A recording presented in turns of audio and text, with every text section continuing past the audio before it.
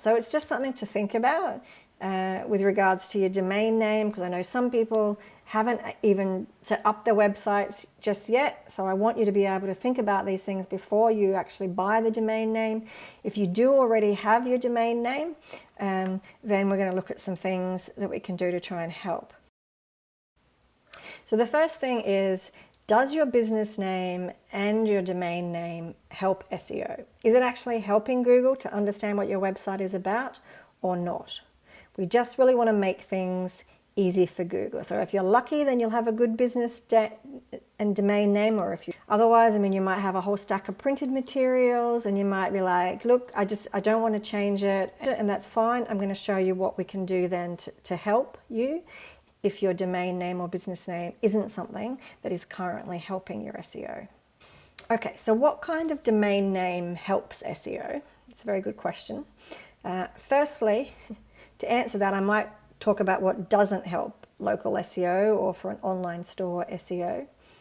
And the thing to remember is that the SEO that we do for a local store or a local service business or an online store can be very different to what is being done for a big brand name, all right?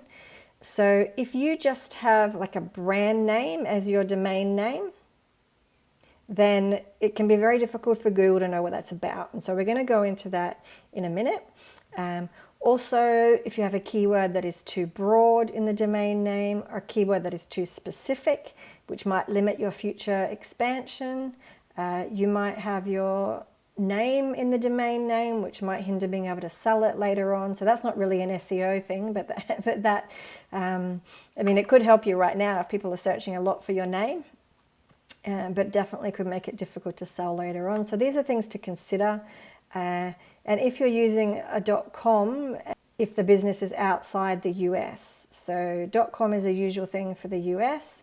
And so if you want to target anyone in the US, then that would be fine. So I'm going to go into those into more detail now.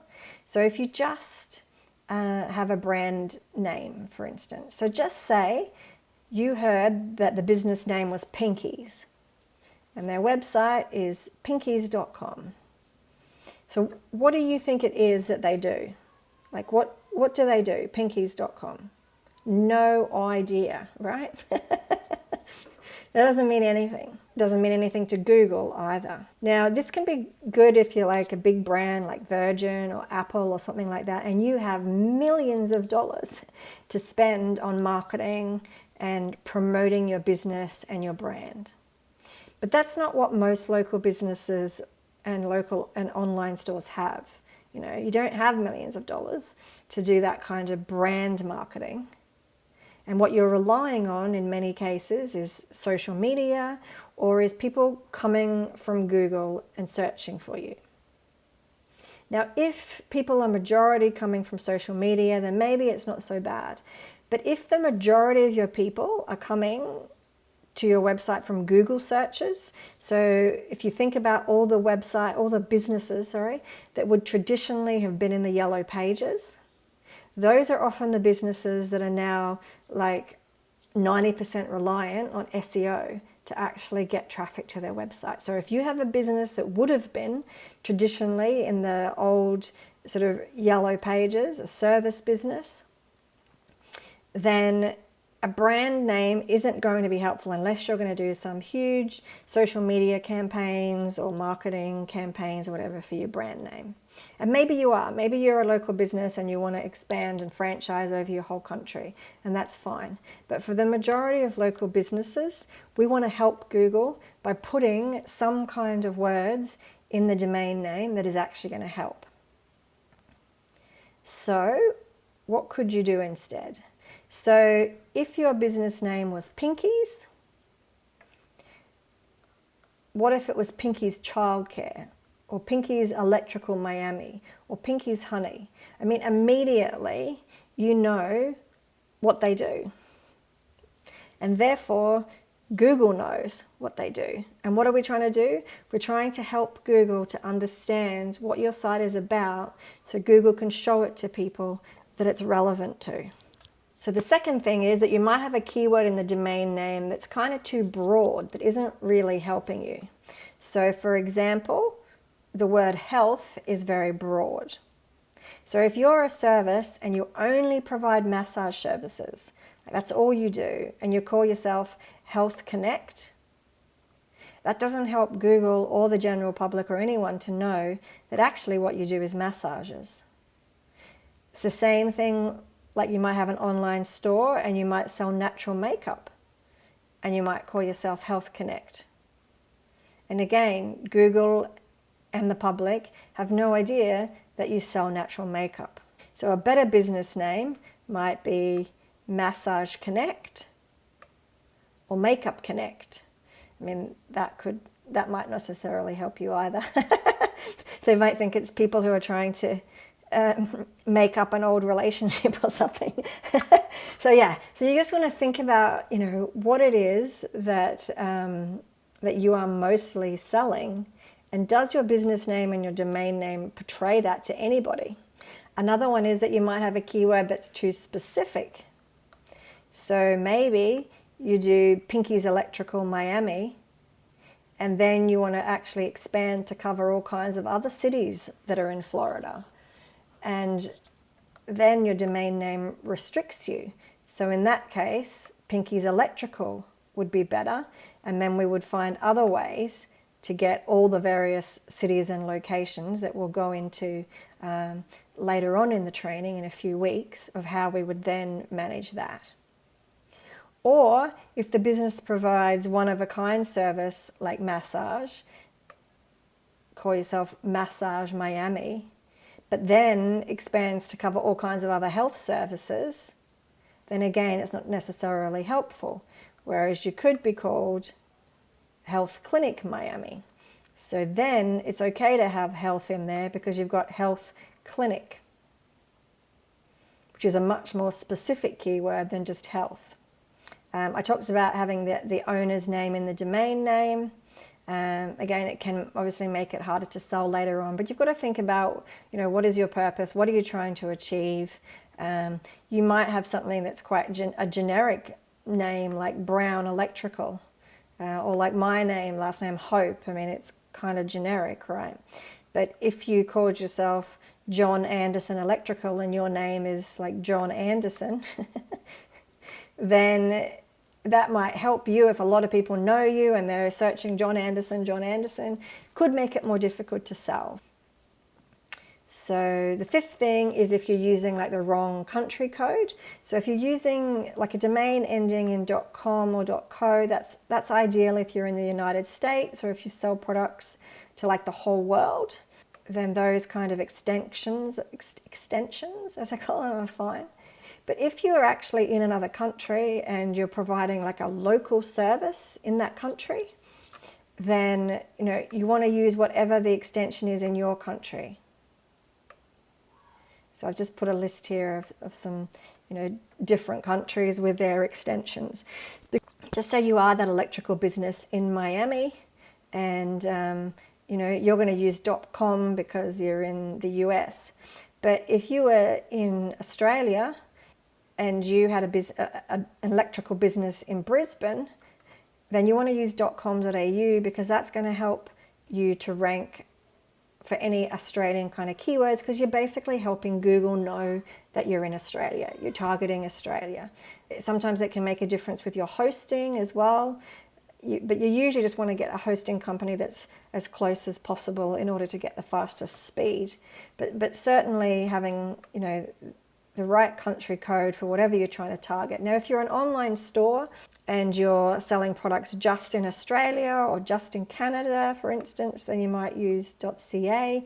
But if you're an online store and you're going to be selling to the whole world, then that's going to be fine to use a .com or .co. Okay, so what does actually help SEO? Okay, so what does help SEO? So firstly, I want you to think about the main service or product that makes you money, the main location you provide the service or product. If you have other products and or services that you provide, other locations you provide the service, do you plan to expand your services and locations in the future? What country are you in? Do you plan to franchise or have some kind of worldwide brand? And just ask yourself these questions and then look at your domain name and your business name and think to yourself, is this going to help Google and my clients to know what I mainly do and what I want clients for? So you might want to pause the video and think about that for a minute. Okay, so now I'm going to show you what I do for some businesses as a way to get around it. Because if you do decide you want to change your business name, then I'm going to talk about that after this, because there's certainly complications around doing that. This is a way that I will often use to get around it. So just say the registered business name might be Pacific, and their domain name is pacific.com. So it means nothing. That means nothing to anybody. Unless you spent millions of dollars marketing that brand so that it does mean something, it's not going to help, because this company does kitchen renovations, and you're never going to know from this business name or domain name that they do kitchen renovations. And every time you go out there and list this business as Pacific and pacific.com, it's not helping Google or other people to know what it is that you do. So what we would do is we'd keep the domain name the same, but we would call them Pacific Kitchen Renovations Brisbane, or whatever location that they're targeting or in, or just Pacific Kitchen Renovations if there's, loads of areas that they're targeting. And then on their website homepage, contact us page, and their footer, we actually call them this. In the legal copyright section down at the bottom, you can put Pacific, but just in the content of the website, you put this or this, because you just want to help Google know what it is that they actually do. And then on the social media profiles, you can put this as well. Now, if you want to, you can have a dash, or you could have Pacific and then kitchen renovations like that. But what you want to do is use this everywhere, so that every single profile that links back to your website is helping Google to understand, yes, it is kitchen renovations that they're doing. Example 2 is like an online store. So we're going to say that this one's called Pinkies, pinkies.com, but they actually sell secondhand clothing online. So we want to keep the same domain name, so we can keep it pinkies.com, but we're going to call them Pinkies Secondhand Clothing on their website homepage, contact us page, and footer. So again, if you want to, you can have Pinkies and then you can have secondhand clothing. But on any of your social media profiles and anywhere that your business is listed online, we want to have this as the name of your business. Now, if you were actually planning to change your domain name or business name anyway, or you haven't actually even got a domain name yet, then I'm going to give you some examples. All of these examples are going to use .com, but of course, whatever country that you're in, you want to use whatever extension is relevant to you based on what I was talking about before. Okay, so these are some unhelpful examples. So just say you're a dog trainer and you call your website Pooch Central. It sounds pretty good, but neither of these keywords are going to be keywords that people will search for in relation to a dog trainer. People do not search Pooch, they do not search Central if they're looking for a dog trainer. Good pet, pet is too broad because it's dogs that you're trying to train, right? Dog training your town. Now that could be too narrow unless you only ever plan to do dog training in your town, but it could be good if you only ever plan to do dog training in your town. If you had something like blackdogtraining.com, then that's probably too narrow unless you only ever plan to train black dogs. So I hope that kind of gives you a little bit of an example. Then we're going to look at the good examples if you're a dog trainer. So you could have dog training and then your city. It's probably the very specific and most helpful. You could put the city at the start or the end of it.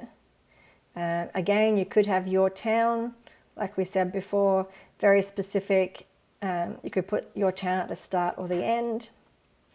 But if you actually plan to expand to other locations and you don't want to put like a town or city in the domain name, you can still have dog training, but you might have some other word beforehand, a short word if possible, but some other word beforehand that is more of like your brand name. So Well Dog Training, or Bod's Dog Training, or maybe you even do your state and dog training if you wanted to franchise your dog training across the state, across that state, or if you are planning on providing online dog training services as well. So maybe during this time, you can see how if you had it just with your city, people might be turned off if they're trying to look for some kind of online dog training service. And so we can certainly have other pages on your website that would target the city areas, and instead we would have a domain name that has dog training in it but something else. Then if you plan to expand to other dog services, so you weren't just going to do dog training, but you were going to provide dog food and dog equipment and all kinds of other things, then you're going to go with a broader name, but it's still got dogs in it, you see. So it's still better than these ones up here, Pooch Central or Good Pet, that don't actually have dogs in it. If you were going to expand further and you were going to have something that was an online store, that's when you might have something like Pooch Central or Good Pet or something like that. If it's purely just going to be an online store and it's going to, I mean, this one would only be good if it's still not going to be really helpful. Dog Central would be better. But if you had something that was for all kinds of animals, that's when you might use the word pet. This is one for, say, like an online store. So just say you sell gifts online and you called yourself Blue Banana. It's not really going to help unless you are selling some kind of banana gifts. Special things, it's again too broad. No one's going to search for that. Gold online gifts, now that could be too narrow unless you only ever plan to sell things that are gold. So good examples would be, what type of gifts do you sell? So we have wedding gifts, eco gifts, they would be very specific stores that are selling gifts very specifically, or we might brand it to make it like unique wedding gifts or Lulu eco gifts, if you wanted to have some other kind of part of a brand in it. So again, it could just be your brand name with the word gifts, so Coco Gifts. It could be your country, Australian Gifts. But yeah, so you want to kind of think about what is it that you're selling, what are your plans for the future, and what do you need to think about with regards to this domain name and business name. You can change your domain name and keep the business name, but if you change your domain name, you need to get a web developer to do it properly. You could legally change your business name and keep the domain name if that's something that you want to do, or add a new business name as well as whatever business name you had before. Or you can keep the current business name and domain name that you've got and then do what I spoke about above. So you might have Blue Banana, but when you list it everywhere, you would call it Blue Banana Gifts or something like that, so that everybody knows what it is that you do. Now, I want to emphasize this because there can be problems with changing your domain name. It can create issues if it's not done properly. I'm going to be changing mine, so I'm going to be recording a separate video that will go through actually the process that I'm going to go through to change mine, so that if anyone is really interested in that, then you can watch that. But look, if you're happy with your domain names and business name, then you don't have to worry about it. But like I said, if you decide to change it, you're going to need to get a web developer or your hosting company. And what they want to do is they want to make the new domain that you choose needs to be the primary domain on your current site. And then you still need to make sure that all the old URLs are 301 redirected to the new URLs. If you don't do this and you've actually got traffic going to your site, then you could do worse in the rankings. So this is just something to think about. So that's why, look, if you're starting out, then use this information. If you've already got stuff that's established, then like I've shown you, there's ways around it.